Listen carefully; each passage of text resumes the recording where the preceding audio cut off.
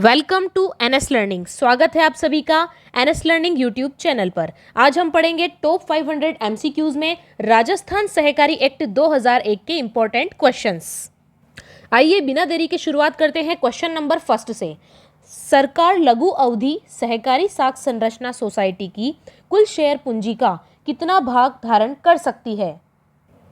जैसा कि हमने चैप्टर्स में पढ़ा था कि जो गवर्नमेंट होती है वो सोसाइटी की जो शेयर पूंजी होती है उसमें निवेश करती है। तो यहाँ पे ये पूछा गया है कि पर्टिकुलर जो लघु अवधि सहकारी साख संरचना सोसाइटी होती है उसकी जो कुल शेयर पूंजी है उसका कितना भाग सरकार धारण कर सकती है।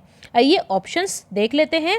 Option A 30%, option B 25%, option C 40%, option D 45%, option E 80%। तो यहाँ पर इसका आंसर होगा 25%। क्या होगा? 25%। कौन सी धारा से संबंधित है ये? धारा नंबर 44, सरकार की वित्तीय भागीदारी। तो क्वेश्चन ये भी पूछा जा सकता है कि धारा नंबर 44 किससे संबंधित है? सरकार की वित्तीय भागीदारी से संबंधित है। Financial participation of government. Now move on question number 2।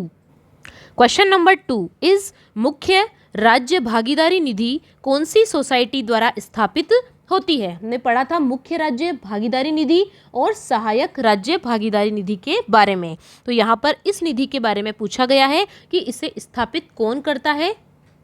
See your options. Option number ए शीर्ष सोसाइटी, ऑप्शन नंबर बी जिला सहकारी बैंक, ऑप्शन नंबर सी प्राथमिक सहकारी समिति, ऑप्शन नंबर डी केंद्रीय सोसाइटी और ऑप्शन ई सभी। तो इस सोसाइटी का जो निर्माण, ये जो मुख्य राज्य भागीदारी निधि है इसका निर्माण किसके द्वारा किया जाता है? शीर्ष सोसाइटी के द्वारा। और साथ ही यहाँ पर जो मुख्य राज्य भागीदारी निधि है इसके अंदर फंडिंग कौन करता है? State government. स्टेट गवर्नमेंट के द्वारा यहाँ पर पैसे की हेल्प की जाती है। नेक्स्ट है सहायक राज्य भागीदारी निधि। सहायक राज्य भागीदारी निधि की स्थापना कौन करता है? केंद्रीय सोसाइटी करती है, सेंट्रल कोऑपरेटिव सोसाइटी। और इसमें फंडिंग कौन करता है? शीर्ष सोसाइटी करती है। और जैसा कि आपको पता है कि जो शीर्ष सोसाइटी है वो किसकी स्थापना करती है? मुख्य राज्य भागीदारी निधि की। अतः यहाँ पर जो फंडिंग होती है वो किसके द्वारा होगी? मुख्य राज्य भागीदारी निधि द्वारा। तो 3-4 क्वेश्चंस यहाँ से क्रिएट हो सकते हैं, जैसे कि मुख्य राज्य भागीदारी निधि की फंडिंग होती है शीर्ष सोसाइटी के द्वारा। दूसरा क्वेश्चन क्या बन सकता है कि इसमें जो फंडिंग होती है वो कौन करता है? तीसरी चीज़ कि सहायक राज्य भागीदारी निधि की स्थापना कौन करता है? केंद्रीय सोसाइटी। चौथा क्वेश्चन है कि सहायक राज्य भागीदारी निधि में फंडिंग कौन करता है?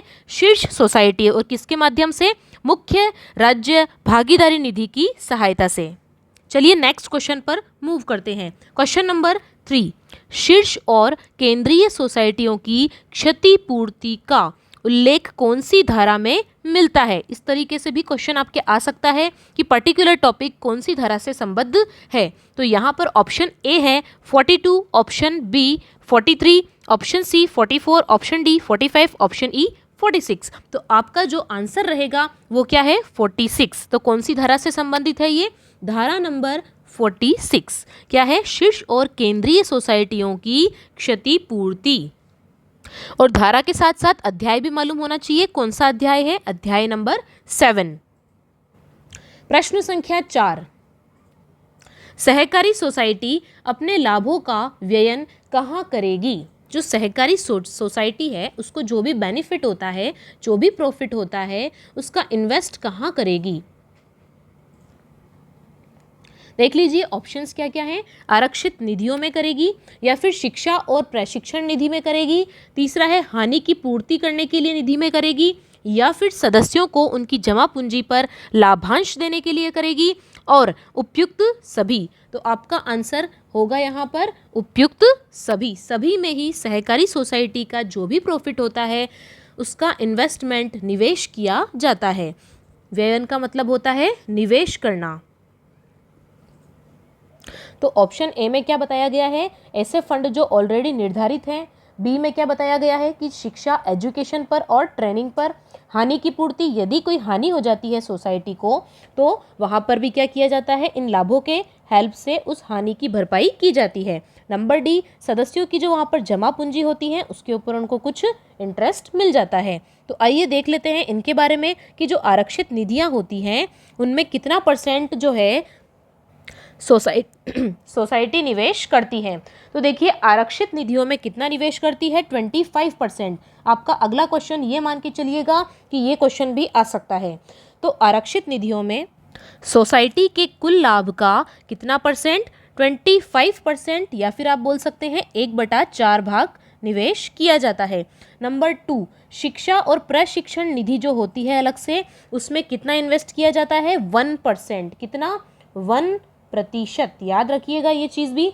और हानि की पूर्ति के लिए और जितना भी जमा पूंजी है सदस्यों की उसके अकॉर्डिंगली उनको वहाँ पर लाभांश प्राप्त हो जाता है। चलते हैं क्वेश्चन नंबर 5 पर। प्राथमिक ग्राम सेवा सोसाइटी GSS की बात हो रही है यहाँ पर। मंजूर किए जाने वाले उधार की रकम का कितने % कमजोर वर्ग के सदस्यों को देगी।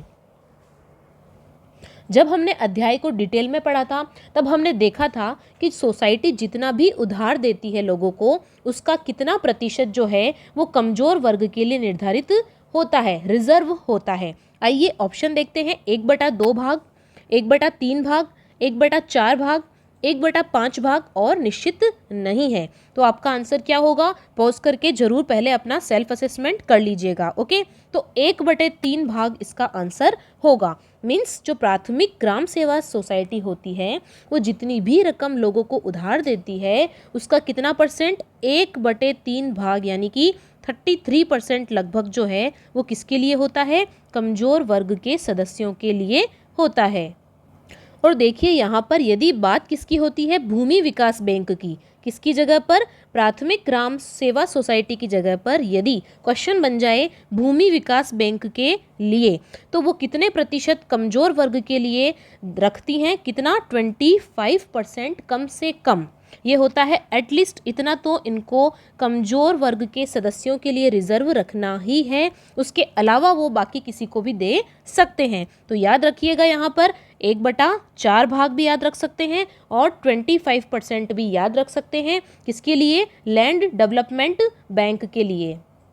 सो फर्स्ट क्वेश्चन फॉर प्राथमिक ग्राम सेवा सोसाइटी के लिए and second question for Bhoomi Vikas bank के लिए 1/3 होता है इसके लिए और 1/4 होता है भूमि विकास बैंक के लिए। नाउ नेक्स्ट क्वेश्चन इज, कौन सी सोसाइटी अपनी उधार नीतियां अवधारित कर सकेगी। देखिए मेनली क्या होता है, जो उधार नीतियां होती हैं वो या तो सरकार के द्वारा बनाई जाती हैं या RBI के द्वारा बनाई जाती हैं या फिर कुछ अन्य तरीके से, लेकिन एक पर्टिकुलर ऐसी सोसाइटी होती है जो अपनी उधार की नीतियां कैसे बनाती है, सेल्फ, खुद बनाती है। तो आइए ऑप्शन के माध्यम से देखिए क्या हो सकता है इसका आंसर। ऑप्शन ए, लघु अवधि साख संरचना सोसाइटी, सोसाइटी नागरिक सहकारी बैंक। सी है प्राथमिक ग्राम सेवा सोसाइटी और डी क्या होगा, भूमि विकास बैंक। और ई ऑप्शन है इनमें से कोई नहीं, नन ऑफ दीज। तो आपका आंसर यहाँ पर होगा ऑप्शन नंबर ए, लघु अवधि साख संरचना सोसाइटी। ऐसी होती हैं जो अपनी उधार नीतियां खुद निर्धारित करती हैं। उधार नीतियों में क्या होता है, अभी अभी हमने पीछे देखा था लास्ट क्वेश्चन में कि किसका कितना %, जैसे कि हमने देखा था कि भूमि विकास बैंक जो है अपने टोटल दिए गए उधार का 25% कमजोर वर्ग के लिए आरक्षित रखता है, लेकिन जो लघु अवधि साख संरचना है वो अपने हिसाब से निर्धारित कर सकता है। दूसरी बात, किसे देना है नहीं देना है ये भी निर्धारित कर सकता है। ओवरऑल जो वो उधार देते हैं, लोन देते हैं, लोन की जो भी प्रोसेसिंग होगी वो ये खुद ही निर्धारित करते हैं। कौन, लघु अवधि साख संरचना सोसाइटी। और इसे मंजूरी किसके द्वारा दी जाएगी, सरकार द्वारा, यानी कि सरकार की सहमति होना तो यहाँ पर आवश्यक है, लेकिन नीतियाँ खुद बना सकती हैं। ठीक है, अच्छा एक चीज़ यहाँ पर जो सोसाइटी लिखा हुआ है ये यहाँ पर होगा संरचना सोसाइटी और दूसरा अनुमोदित होगी, अनुमोदित होगी। नाउ क्वेश्चन नंबर 7, कौन सा कथन सही है? आपको ये बताना है कि इनमें से कौन सा कथन सही है। ऑप्शन नंबर ए, ध्यान से पढ़िएगा, भविष्य निधि का उपयोग सोसाइटी के कारोबार में किया जाएगा। हमने एक टॉपिक पढ़ा था पीएफ, प्रोविडेंट फंड, उसको बहुत अच्छे से डिटेल में समझाया था। तो आप अब अच्छे से आंसर बताइएगा, इसका आंसर आपको आना ही चाहिए। देखिए, भविष्य निधि का उपयोग सोसाइटी के कारोबार में किया जाएगा। अब ये सही है या गलत है, ये आपको विचार करना है। बी क्या है? सोसाइटी की आस्तियों का भाग होगी कौन? पीएफ। जो भविष्य निधि है वो सोसाइटी के असेट्स में काउंट होगी या नहीं होगी? तो इसमें बोला है कि काउंट होगी। तीसरी चीज़, किसी न्यायालय के अध्ययन होगी। क्या ये किसी न्यायालय के कोर्ट केस में चल सकता है मामला? ऑप्शन डी, प्राधिकारी के अध्ययन होगी। क्या ये किसी अथॉरिटी के अंडर में होगा कि इसका जो भी फैसला है वो सुनाए? ऑप्शन ई, कर्मचारी और सोसाइटी द्वारा अभिदाय जमा इसके अंदर की जा सकती है।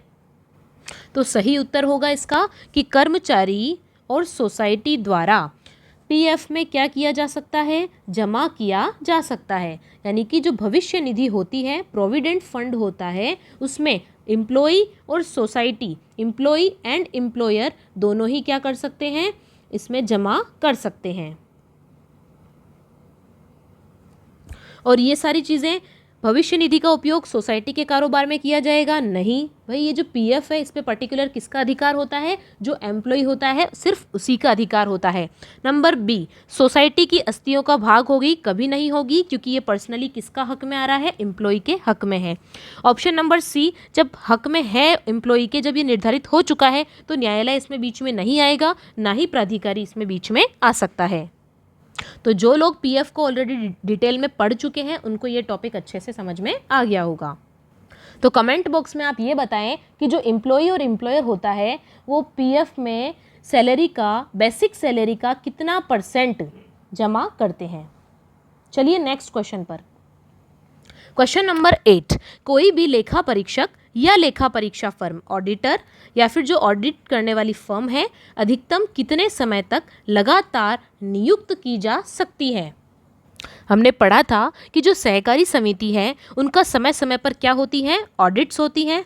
ओके, ऑडिट्स होती है, इंक्वायरी होती है। तो इंक्वायरी और ऑडिट करने वाले लोग आते हैं और उनकी नियुक्ति की जाती है। तो लगातार नियुक्ति कितने वर्ष तक हो सकती है, ये इसमें बताया जाना है। तो ऑप्शन के माध्यम से देखते हैं। Option number A is 1, option number B 2, option number C 3, option number D 4, option number E 5। तो आपका आंसर क्या होगा यहाँ पर? सोच लीजिए और मैं बता देती हूँ। इसका आंसर जो है वो होगा ओनली 2 ईयर्स, यानी कि 2 साल तक ही लगातार कोई ऑडिट करने वाले जो हैं, वो सेम पर्सन जो हैं, वो क्या कर सकते हैं? नियुक्त किए जा सकते हैं। कितने समय के लिए? 2 सालों के लिए। क्वेश्चन नंबर 9, लेखा परीक्षक की शैक्षणिक योग्यता क्या होगी? लेखा परीक्षक कौन होता है? जो ऑडिट करने वाला होता है, ऑडिटर की यहाँ पे बात हो रही है। तो इसकी योग्यता की बात कर रहे हैं। शैक्षणिक योग्यता, जैसे आप लोगों की शैक्षणिक योग्यता क्या है? ग्रेजुएशन होनी चाहिए। सिमिलरली यहाँ पर जो लेखा परीक्षक होता है, उसकी शैक्षणिक योग्यता क्या होगी? देखिए, ऑप्शन नंबर ए, CS + 4 साल का अनुभव होना चाहिए। ऑप्शन नंबर बी, CA + 3 साल का अनुभव होना चाहिए। कंपनी सेक्रेटरी, CA क्या होता है? Chartered accountant. Number C, MCOM + 2 साल का अनुभव होना चाहिए। मास्टर इन कॉमर्स होना चाहिए। Option number D, only CA भी चलेगा, या ऑप्शन ई, उपयुक्त में से कोई भी एक योग्यता होनी चाहिए, यानी कि या तो ये, या फिर ये, या फिर ये, या फिर ये। तो आंसर क्या होगा इसका? आंसर बहुत ही इजी है, दैट इज CA + 3 साल का अनुभव उसको होना चाहिए। तो शैक्षणिक योग्यता तो क्या हो गई? चार्टर्ड अकाउंटेंट होना चाहिए। भाई ऑडिट करने वाला है, इतना तो उसके पास में एक प्रोफेशनल डिग्री तो होनी ही चाहिए, ताकि हिसाब किताब में कोई गड़बड़ी ना हो। साथ ही क्या होना चाहिए? उनको इस तरीके की ऑडिटिंग में 3 साल का अनुभव भी होना चाहिए। क्वेश्चन नंबर 10 देख लीजिए। देखिए, शीर्ष सोसाइटी की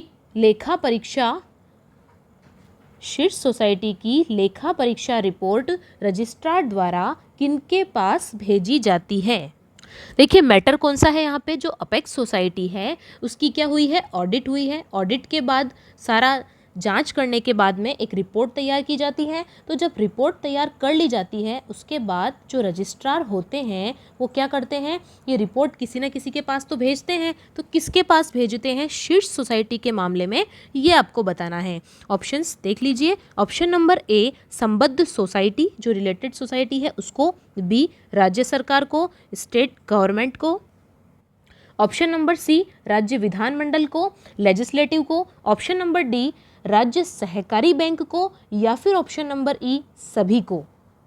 so here the answer is राज्य सरकार। शीर्ष सोसाइटी की लेखा परीक्षा की जो रिपोर्ट होती है वो रजिस्ट्रार द्वारा किसे भेजी जाती है? स्टेट गवर्नमेंट को भेजी जाती है। और स्टेट गवर्नमेंट किसे भेजता है? राज्य विधानमंडल को।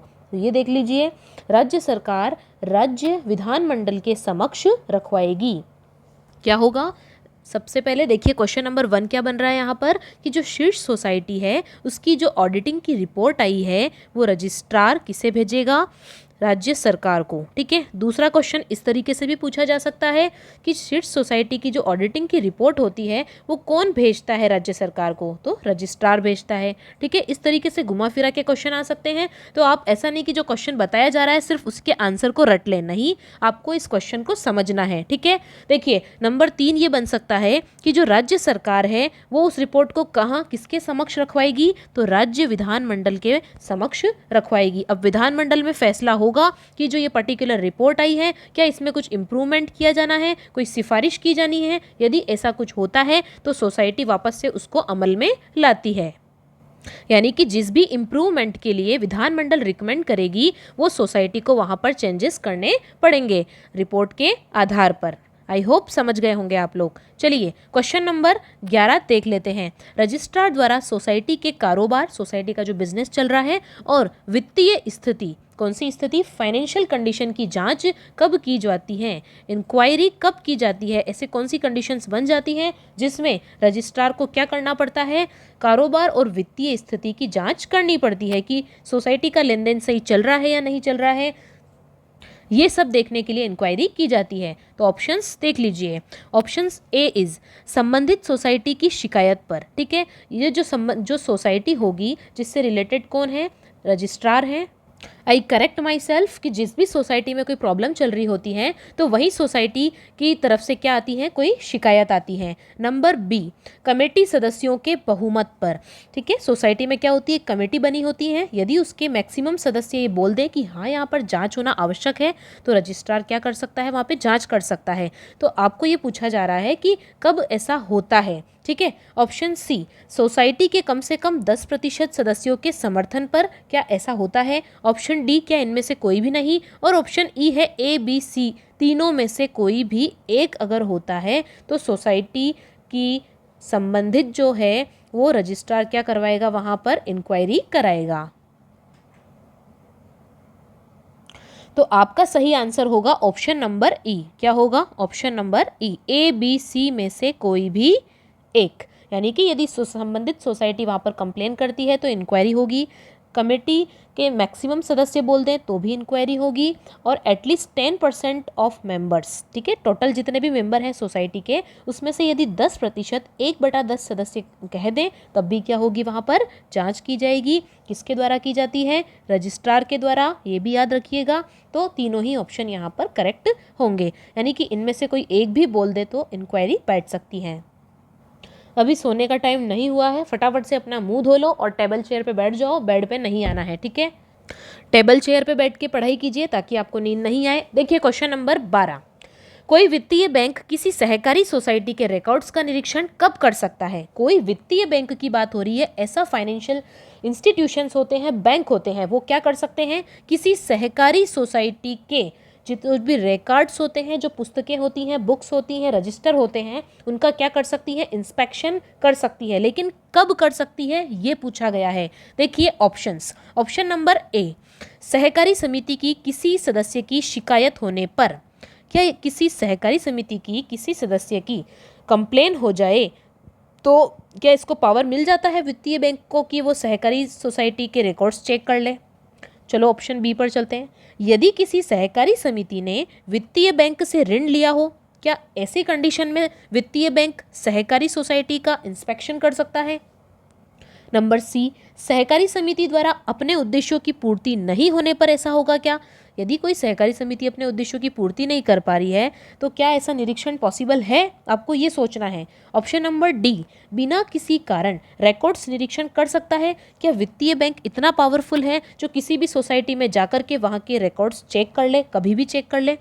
तो आपका आंसर क्या होगा यहाँ पर? ऑप्शन ई कोई नहीं भी है। आपका आंसर होगा ऑप्शन नंबर बी, यदि किसी सहकारी समिति ने वित्तीय बैंक से क्या लिया हो? ऋण लिया हो। ऐसी कंडीशन में ही कोई वित्तीय बैंक संबंधित सोसाइटी के रिकॉर्ड्स का निरीक्षण कर सकता है। याद रखिएगा, वित्तीय बैंक रिकॉर्ड्स का निरीक्षण कब कर सकता है? यदि किसी सोसाइटी ने उससे क्या लिया हो? कोई लोन ले रखा हो। सिर्फ ऐसी ही कंडीशन में वो वहाँ पर इंस्पेक्शन कर सकता है। चलिए क्वेश्चन नंबर 13 पर देखिए, कितने वर्ष की समाप्ति के पश्चात सोसाइटी के किसी अधिकारी के आचरण की जांच नहीं की जा सकती है? देखिए, ऑडिट होती है, ऑडिट के बाद जांच निकलती है कि इनकी वजह से, पर्टिकुलर इस अधिकारी की वजह से जो है यहाँ पर घोटाला हुआ है, या फिर इन्होंने भ्रष्टाचार किया है, या फिर लेन देन में गड़बड़ी की है, जो भी आता है। तो यदि अधिकारी के आचरण की जांच की जानी है तो ये बोला है कि कितने वर्ष की समाप्ति के पश्चात सोसाइटी जो है वो वहाँ पर जांच नहीं की जा सकती है, उसके अधिकारी की जांच नहीं की जा सकती है। तो देख लीजिए options. Option number A is 2, option number B 3, option number C 4, option number D 5, option number E 6। ठीक है, तो आंसर क्या होगा? आपका आंसर होगा ऑप्शन नंबर ई 6, यानी कि यदि किसी कार्य के या किसी घटना के बाद में 6 साल बीत जाते हैं, ध्यान से सुनिएगा, कितने साल बीत जाते हैं? 6 वर्ष समाप्त हो जाते हैं, तो उसके बाद यदि कोई चाहे कि ऑडिट हो, इंक्वायरी हो, तो बिल्कुल नहीं हो सकती है। ओके, देख लो, ये अधिकारी बाल बाल बच गया। यहाँ पर 6 वर्ष खत्म हो गए हैं, अब इसके ऊपर कोई भी केस नहीं है। अब चाहे इसने कोई घोटाले भी किए हों तो भी कोई इसका कुछ नहीं बिगाड़ सकता है। ये होती है किस्मत। चलिए आगे देखते हैं।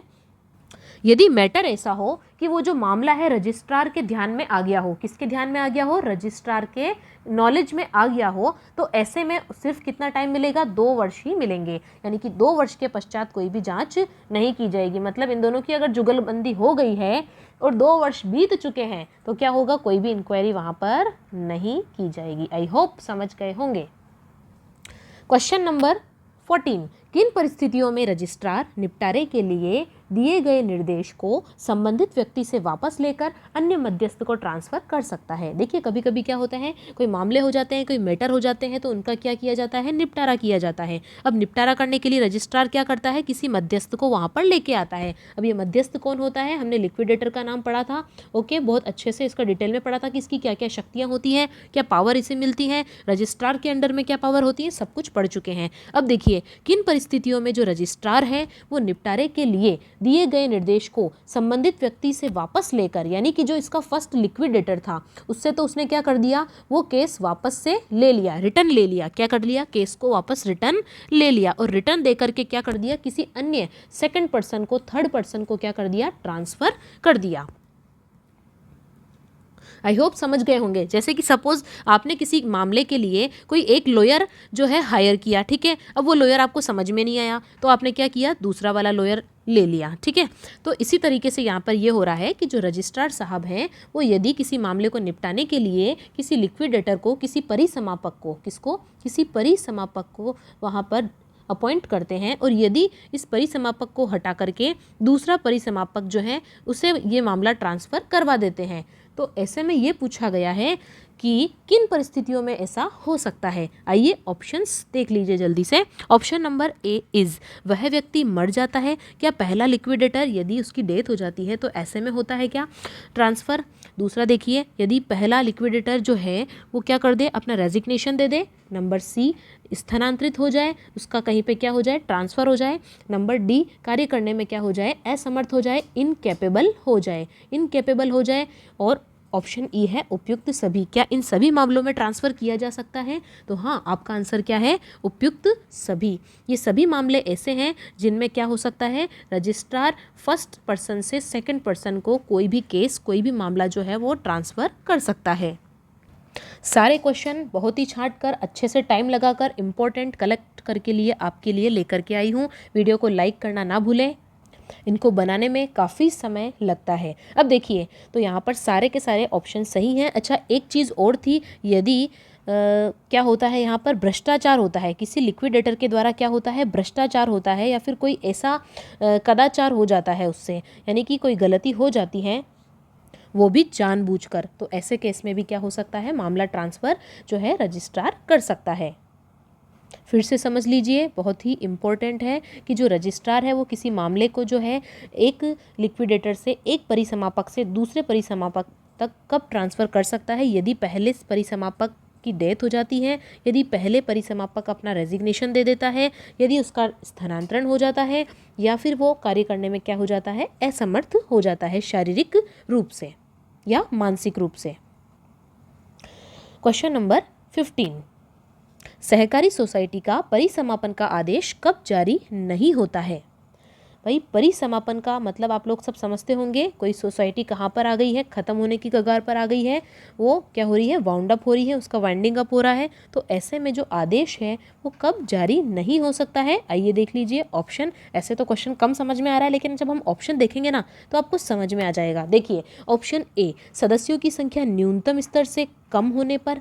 क्या ऐसे में सोसाइटी का परिसमापन नहीं होता है? जरा सोचिए, क्वेश्चन को थोड़ा सा घुमाकर लाई हूँ यहाँ पर, ध्यान दीजिएगा। पूछा है नहीं होता है, क्या पूछ रहा है क्वेश्चन, जल्दी जल्दी में आप क्वेश्चन को समझने में गलती मत करिएगा। सिली मिस्टेक होने के बाद में अपने आप पर अपने को बहुत गुस्सा आता है, ठीक है, तो सिली मिस्टेक तो आपको करके नहीं आनी है। देखिए, क्वेश्चन ये पूछ रहा है कि सहकारी सोसाइटी का परिसमापन का जो आदेश है वो कब जारी नहीं होता है। ओके, देखिए ऑप्शन ए, सदस्यों की संख्या न्यूनतम स्तर से कम होने पर, तो भाई परिसमापन करना ही पड़ेगा, तो ये ऑप्शन हो गया हमारा गलत, ठीक है।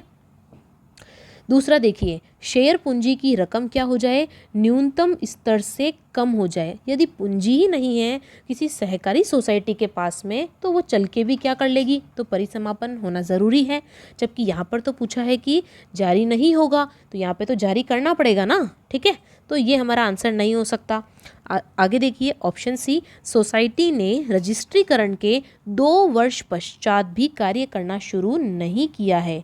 क्या किया है, कार्य करना शुरू नहीं किया है। अब आपको काम करते करते 2 साल हो गए, अब आप 2 साल में भी कुछ नहीं कर पा रहे हो, तो तीसरे साल में आप क्या कर लोगे, ठीक है, तो ये भी गलत है। अब देखिए ऑप्शन डी पर आ जाइए, सोसाइटी के किसी अधिकारी ने भ्रष्टाचार किया हो। चलो यार, सोसाइटी का कोई अधिकारी है वो भ्रष्टाचार कर रहा है, तो इसका मतलब ये तो नहीं कि आप सहकारी सोसाइटी को बंद करवा दोगे, दैट इज़ नॉट पॉसिबल ना। और ऑप्शन ई आंसर है उपयुक्त सभी, तो हमारा जो आंसर बनेगा यहाँ पर वो क्या बनेगा, ऑप्शन नंबर डी। तो घूम गया ना आपका दिमाग, ठंडा करिए दिमाग को और अच्छे से शांति से पढ़िए, जल्दी मत कीजिए, हड़बड़ी मत मचाइए। ओके, सो क्वेश्चन नंबर 15 का आंसर क्या होगा, ऑप्शन नंबर डी। सोसाइटी के किसी अधिकारी ने यदि भ्रष्टाचार कर लिया हो तो ऐसे केस में परिसमापन का आदेश जारी नहीं होता है। छोटी मोटी बातें हैं, चलती रहती है।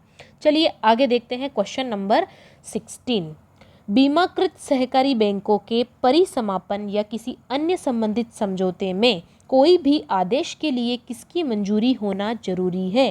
एक बार फिर से पढ़ लीजिएगा अगर क्वेश्चन समझ में ना आए, आंसर लगाने की हमें जल्दी नहीं है। देख लीजिए, जो बीमाकृत, तो बीमाकृत क्या होते हैं, इंश्योर्ड वाले जो बैंक होते हैं, कौन से, इंश्योर्ड कोऑपरेटिव बैंक के परिसमापन, वाउंड अप या किसी अन्य संबंधित समझौते में, या फिर ऐसा ही कोई समझौता हो जिसमें कोई विभाजन हो रहा हो, पुनर्गठन हो रहा हो, में कोई भी आदेश के लिए किसकी मंजूरी होना जरूरी है, ठीक है। इनसे संबंधित जो बीमाकृत सहकारी बैंक होते हैं उनसे संबंधित यदि उनका क्या करना हो, परिसमापन करना हो या कोई समझौता करना हो, तो कोई आदेश यदि पारित किया जाए तो किसकी मंजूरी होना जरूरी है।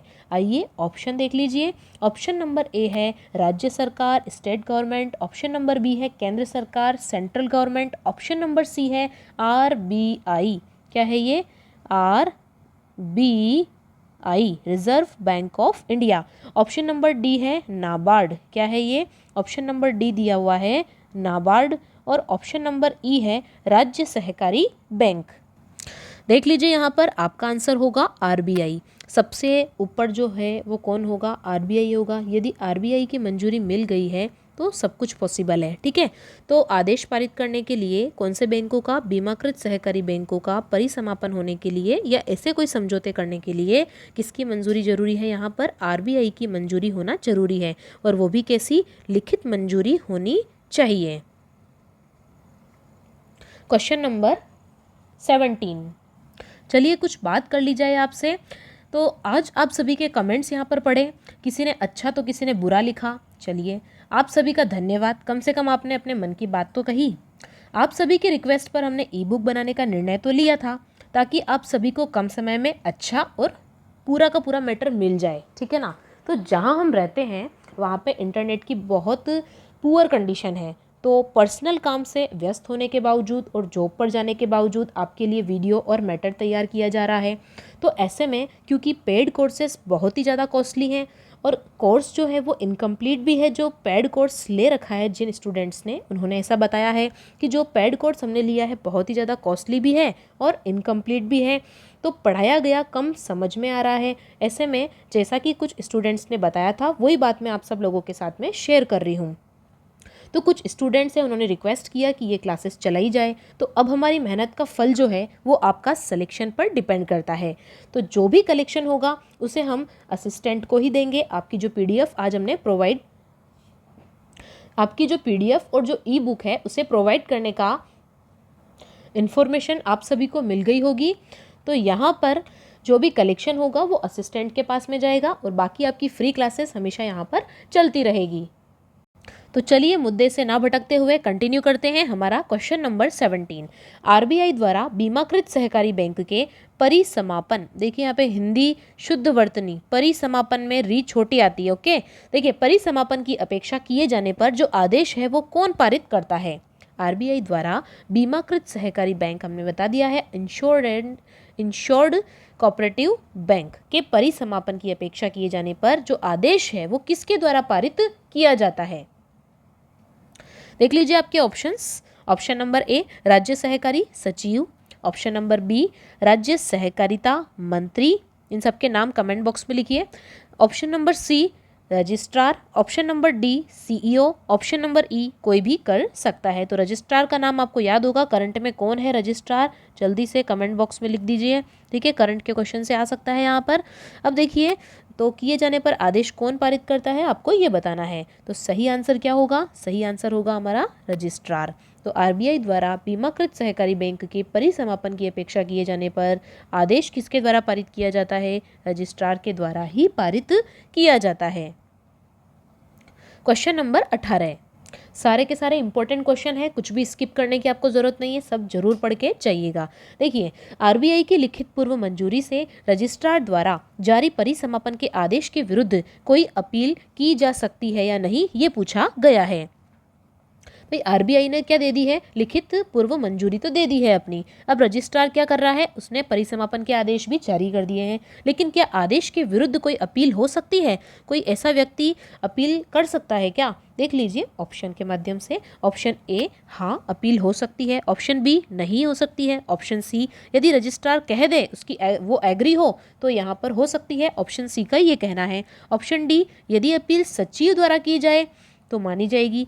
ऑप्शन ई यदि किसी अधिकारी के द्वारा न्यायालय में याचिका प्रस्तुत की जाए तो क्या हो सकती है अपील। तो आपका आंसर क्या होगा बताइए, आपका आंसर है यहाँ पर ऑप्शन नंबर बी ना।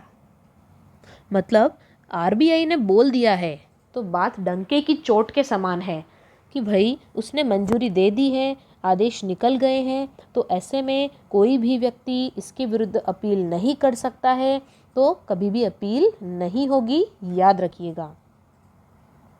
Now next question number 19, registrar द्वारा समापक की नियुक्ति की जाती है तो वह किस रैंक से नीचे नहीं होना चाहिए। समापक कौन है, लिक्विडेटर है। ये लिक्विडेटर क्या करता है, कोई भी मामले का निपटारा करने के लिए रजिस्ट्रार का सहयोग करता है।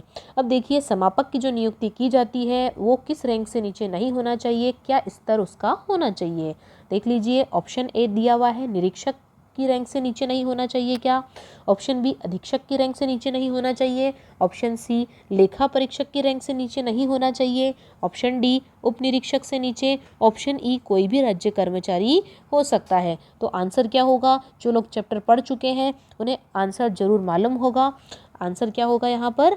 ऑप्शन नंबर ए, निरीक्षक। ठीक है, तो ऐसा जो परिसमापक होता है जो रजिस्ट्रार द्वारा नियुक्त किया जाता है, उसकी जो रैंक है वो इंस्पेक्टर से नीचे नहीं होनी चाहिए। किससे नीचे नहीं होनी चाहिए? इंस्पेक्टर रेंज से, निरीक्षक रेंज से नीचे नहीं होनी चाहिए। अब देखिए, और वो जो परिसमापक या समापक है वो कौन होना चाहिए? राज्य कर्मचारी भी होना चाहिए। दूसरा क्वेश्चन ये भी बन जाता है यहाँ पर कि जो समापक नियुक्त किया जाएगा उसकी रैंक तो पता है कि भाई निरीक्षक से नीचे नहीं होनी चाहिए, लेकिन जो समापक है वो मस्ट बी राज्य कर्मचारी, ठीक है, स्टेट गवर्नमेंट एम्प्लॉय होना चाहिए। ओके, और ये कौन सी धारा के अंतर्गत आता है? धारा नंबर 63 में आता है। समापक के बारे में बातें आती है धारा नंबर 63 में। जिस तरीके से आप लोग पॉलिटी में आर्टिकल्स याद रखते हैं, अलग अलग भाग याद रखते हैं, वही चीज़ आपको यहाँ पर भी याद रखनी पड़ेगी। तो वो भारत का संविधान था, और ये क्या है? ये हमारे कोऑपरेटिव सोसाइटी का एक तरीके से संविधान बोल दीजिए। चलिए क्वेश्चन नंबर 20 की बात कर लेते हैं। किसी सोसाइटी के परिसमापन की कार्यवाहियाँ कितने समय में पूर्ण हो जानी चाहिए? यदि ऐसा आदेश पारित हो जाता है कि सोसाइटी को क्या किया जाए? परिसमापन किया जाए, इसका वाउंड अप किया जाए, तो ऐसे में जो भी इंक्वायरी होनी है, जो भी कार्यवाहियाँ होनी है, जो भी वर्क होना है, इसको परिसमाप्त करने के लिए उसके लिए कितना समय मिलता है? आइए देख लीजिए ऑप्शन। 2 वर्ष मिलते हैं, 3 वर्ष मिलते हैं, 4 वर्ष मिलते हैं, 5 वर्ष मिलते हैं, या फिर 6 वर्ष मिलते हैं। तो आपका आंसर होगा, देखो मैं श्योर हूँ यहाँ पर कि आप सब लोग इन सब क्वेश्चंस का आंसर जान पा रहे हैं, क्योंकि ये जो चैप्टर है हम ऑलरेडी पढ़ चुके हैं। तो यदि आपने वीडियो ध्यान से देखी होगी तो आप लोग इन क्वेश्चंस का आंसर आसानी से दे पा रहे होंगे। देखिए, किसी सोसाइटी के परिसमापन की जो कार्यवाहियाँ हैं वो कितने समय में पूर्ण हो जानी चाहिए? तो 3 वर्ष में पूर्ण हो जानी चाहिए। याद कीजिए, हमने पढ़ा था 3 वर्ष में पूर्ण हो जानी चाहिए। साथ ही साथ क्या हो सकता है? 1 वर्ष के लिए एक्सटेंड भी किया जा सकता है, और कुल मिलाकर 2 वर्ष के लिए एक्सटेंड किया जा सकता है, हमने पढ़ा था। ठीक है, अब देखिए रजिस्ट्रार क्या कर सकता है? जो बताया था वही चीज़ है कि रजिस्ट्रार एक बार में 1 वर्ष के लिए ये जो कार्यवाही के लिए समय मिलता है उसे एक्सटेंड कर सकता है, यानी कि क्या कर सकता है? बढ़ा सकता है। दूसरी बात, कुल मिलाकर 2 वर्ष तक भी बढ़ा सकता है। यदि परिस्थितियां ऐसी हों तो वो क्या कर सकता है? 2 वर्ष की ड्यूरेशन तक इस कार्यवाही के समय को बढ़ा सकता है। कार्यवाही कौन सी? सोसाइटी के परिसमापन की। नाउ क्वेश्चन नंबर 21, अधिशेष अस्थियों का उपयोग कहाँ नहीं किया जा सकता है? अधिशेष अस्थियाँ कौन सी होती है? देखिए, चैप्टर में चल रही है समापन की बात। तो समापन होने के बाद क्या होता है? जो उसकी जितने भी असेट्स बचते हैं, ठीक है, सारा रफ्फा दफ़ा हो गया मामला, लेन देन सब क्लियर हो चुका है। उसके बाद क्या बच रहा है? यहाँ पे असेट्स बच गए हैं, एक्स्ट्रा में संपत्ति के पास में असेट्स बच गए हैं। अब ये जो असेट्स हैं इनका यूज़ कहाँ पर किया जाएगा? ये इस क्वेश्चन के माध्यम से आंसर देना है। आंसर देखिए, ऑप्शंस आर उपविधियों में उल्लिखित उद्देश्य के लिए। क्या यदि उपविधियों में, बाई लॉज में कोई उद्देश्य है ऐसा जो उल्लिखित है, तो वहाँ पर इसका उपयोग किया जा सकता है क्या? ऑप्शन बी देखिए, जनहित में। ऑप्शन सी देखिए, सदस्यों में विभाजित। या फिर ऑप्शन डी, देखिए यहाँ पे क्वेश्चन को घुमा के पूछा गया है, नहीं किया जा सकता है, याद रखिएगा। ठीक है, ऑप्शन डी है सहकारी आंदोलन के विकास के लिए, और ऑप्शन ई है दान के लिए। अब कोई व्यक्ति ऐसा ना हो कि यहाँ पर ऑप्शन ई टिक करके आ जाए, ए टिक करके आ जाए, नो वे। ओके, आंसर क्या होगा यहाँ पर? सहकारी नहीं, सदस्यों में विभाजित। क्या होगा आंसर इसका? सदस्यों में विभाजित। ध्यान रखिएगा, जो भी अधिशेष अस्थियाँ होती है, जो भी बची हुई रिमेनिंग असेट्स होते हैं किसी सोसाइटी के परिसमापन के बाद में, वाउंड अप के बाद में, वो कभी भी सदस्यों में विभाजित नहीं किया जाता है। तो क्या किया जाता है? उपविधियों में उल्लिखित उद्देश्य के लिए उपयोग किया जा सकता है। दूसरी बात, उसको जनहित में लगाया जा सकता है, पीपल वेलफेयर में, ठीक है, और सहकारी आंदोलन के विकास के लिए भी किया जा सकता है, कोऑपरेटिव मूवमेंट के लिए किया जा सकता है, दान में किया जा सकता है, डोनेशन पर्पज में भी यूज में लिया जा सकता है, चैरिटेबल ट्रस्ट में दिया जा सकता है। तो दान करने के लिए एक पर्टिकुलर इसका भी एक एक्ट है, वो कौन सा है वो आप लोग बताइएगा। ये एक सेंट्रल एक्ट की बात मैं कर रही हूँ, यहाँ पर सोसाइटी एक्ट की बात नहीं हो रही है। ठीक है, चलिए अगले क्वेश्चन पर मूव करते हैं। Question number 22। अल्पकालिक उधार से क्या आशय है? कैसा उधार? अल्पकालिक उधार। अल्पकालिक, अल्प से मालूम हो रहा होगा आपको कि बहुत कम समय के लिए, मतलब बात किसकी हो रही है? शॉर्ट टर्म लोन की। किसकी हो रही है? शॉर्ट टर्म लोन की। पूछा है इससे क्या आशय है? देख लीजिए ऑप्शंस आर, जो ऐसा उधार जो 12 माह से कम अवधि के लिए दिया जाए, या फिर 15 माह से कम अवधि के लिए दिया जाए, 18 माह से कम अवधि के लिए दिया जाए, 24 मंथ से कम टाइम के लिए दिया जाए, या 30 मंथ से कम टाइम के लिए दिया जाए। तो इसका आंसर होगा ऑप्शन नंबर सी। क्या आंसर होगा? 18 माह। जब भी अल्पकालिक उधार के बारे में आपसे कोई पूछ ले तो बेझिझक होकर बोल दीजिएगा कि ऐसा लोन जो कितने समय के लिए दिया जाए, 18 मंथ के लिए दिया जाए, या फिर आप कह सकते हैं 1.5 ईयर्स।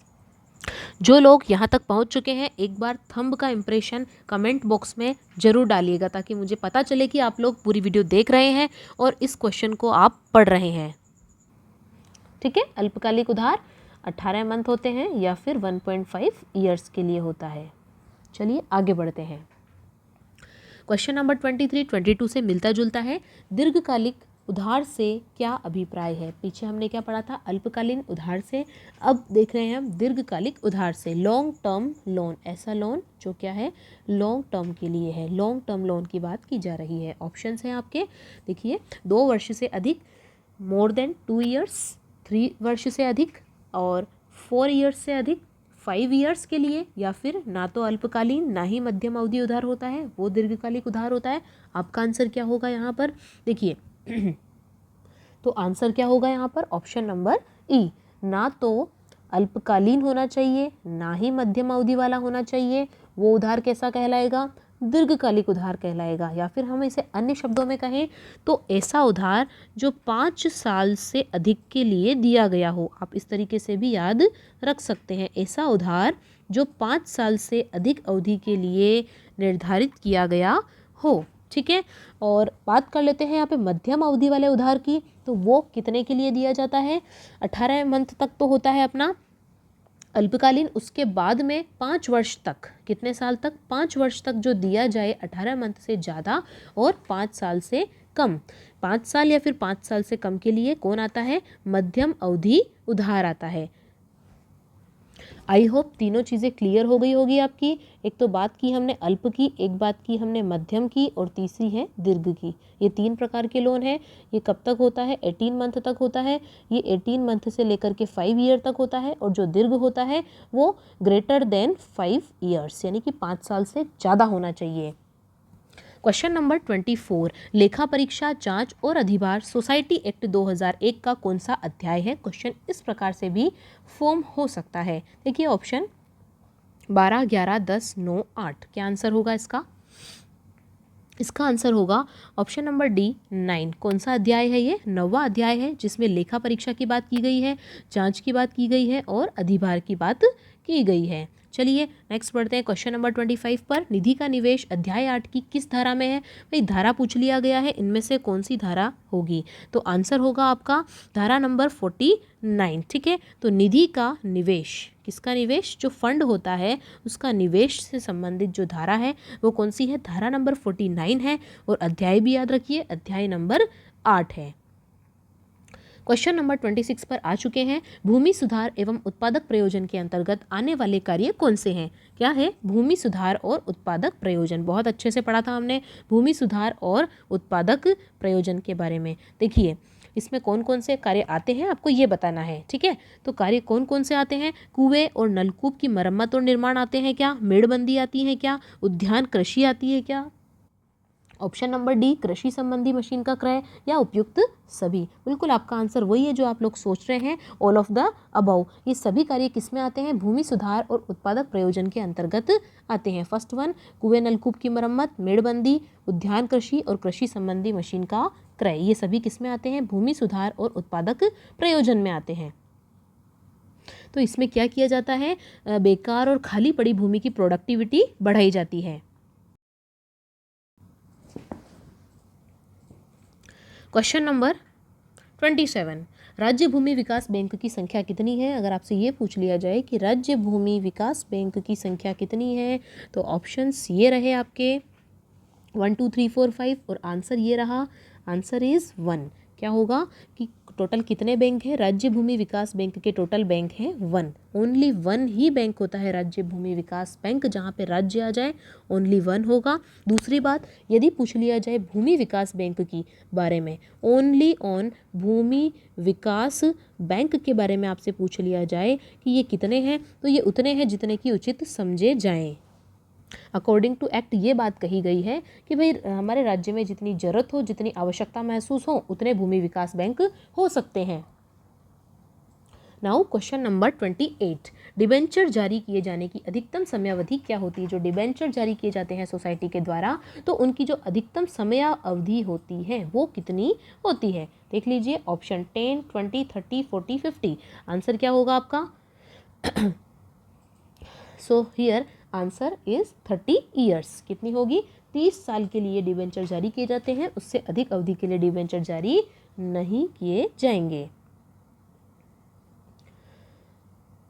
नाउ क्वेश्चन नंबर 29, भूमि विकास बैंक के बंधक और पट्टों का रजिस्ट्रीकरण के संबंध में कौन सा कथन गलत है? बहुत ही अच्छा क्वेश्चन है, ध्यान से पढ़िएगा। बात हो रही है भूमि विकास बैंक की और उसके बंधक और पट्टों की। तो इसका जो रजिस्ट्रेशन होता है, देखिए पट्टे क्या होते हैं? लीज वाली चीजें होती है, लीज पे दी हुई। बंधक क्या होते हैं? गिरवी दी हुई। ओके, तो उनका रजिस्ट्रीकरण के संबंध में जो गलत कथन है उसे पकड़ना है आपको। ऑप्शन देखिए यहाँ पर, ऑप्शन नंबर ए रजिस्ट्रीकरण आवश्यक है, ऑप्शन नंबर बी आवश्यक नहीं है, ऑप्शन नंबर सी लिखित की प्रति रजिस्ट्रीकरण अधिकारी को भेजी जाए, ऑप्शन नंबर डी रजिस्ट्रीकरण अधिनियम 1908 के तहत, या फिर ऑप्शन नंबर ई सभी सही है। कि आपको सभी सही लग रहे हैं तो सभी सही पे दे दीजिए, लेकिन हर एक क्वेश्चन सभी सही वाला नहीं होता है। यहाँ पर आपका आंसर क्या होगा? आंसर इज रजिस्ट्रीकरण आवश्यक है। एक क्वेश्चन को घुमाकर पूछा गया है, सही कथन नहीं पूछा है, गलत कथन पूछा है। ठीक है, तो गलत कथन की जब बात हो रही है तो ये गलत कथन है कि रजिस्ट्रीकरण आवश्यक है। भाई जो चीज़ गिरवी ली हुई है, लीज पे ली हुई है, वो तो परमानेंट तो है नहीं, ठीक है, टेम्परेरी है। तो टेम्परेरी की रजिस्ट्रीकरण की आवश्यकता तो होती ही नहीं है। क्या होता है? आवश्यकता नहीं होती है। और यहाँ पर दिया गया है कि आवश्यक है, इसलिए ये क्या हो जाएगा? गलत हो जाएगा। तो बंधक हो गए आपके गिरवी रखी गई चीज़ें, और ये हो गया लीज रखी हुई। तो गलत कथन क्या हो जाएगा? रजिस्ट्रीकरण आवश्यक है। देखिए, एक्चुअल में रजिस्ट्रीकरण आवश्यक नहीं होता है, ये ध्यान रखिएगा। क्वेश्चन को घुमा के पूछा गया है। देखिए क्वेश्चन नंबर 30। क्वेश्चन नंबर 30, बंधककर्ताओं के दिवालिया हो जाने पर प्रश्नगत किया जाना कौन सी धारा में आता है? कोई बंधक करता है, यदि वो दिवालिया हो जाएं, लोन लेकर के दिवालिया साबित हो जाएं, तो क्या वो प्रश्नगत किए जाएंगे या नहीं किए जाएंगे?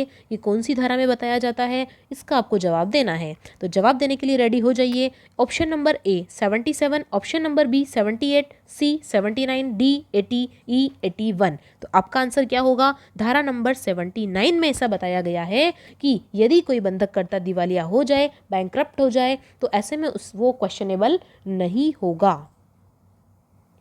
Now last and final question number 31 पेश है। भूमि विकास बैंक द्वारा उधारी की वसूली में क्या शामिल होगा? यदि भूमि विकास बैंक द्वारा कोई किसी सदस्य का या फिर किसी अन्य व्यक्ति का कुछ ड्यू है और भूमि विकास बैंक उससे कुछ मांगता है, कुछ ऋण है, बाकी है, और वो उधार का पैसा नहीं दे रहा है, ऐसे में जो भूमि विकास बैंक है वसूली करेगा, तो जो वसूली है उसमें क्या क्या चीज़ें उससे लेगा? देखिए ऑप्शंस आर मूलधन, ब्याज, उपगत हुए खर्चे, ए बी सी तीनों ही लेगा या केवल ए और बी ही लेगा? तो आंसर क्या होगा? सोच समझ के जवाब इसका दीजिएगा। आंसर है ए, बी एंड सी। इसका मतलब ये हुआ कि जब भूमि विकास बैंक उधारी की वसूली करता है तो मूलधन तो लेता ही है, ब्याज भी लेता ही है, और साथ ही साथ उसको वसूली करने में जो प्रॉब्लम हुई है, जो खर्चे हुए हैं, उसका भरपाई भी वो यहाँ पर कर लेता है। आप सभी का धन्यवाद वीडियो को देखने के लिए। तो एक्ट 2001 के बाकी सारे अध्याय कंप्लीट कर लेने के बाद हम पढ़ेंगे रूल्स 2003। मिलते हैं नेक्स्ट वीडियो में, तब तक हंसते रहिए, मुस्कुराते रहिए।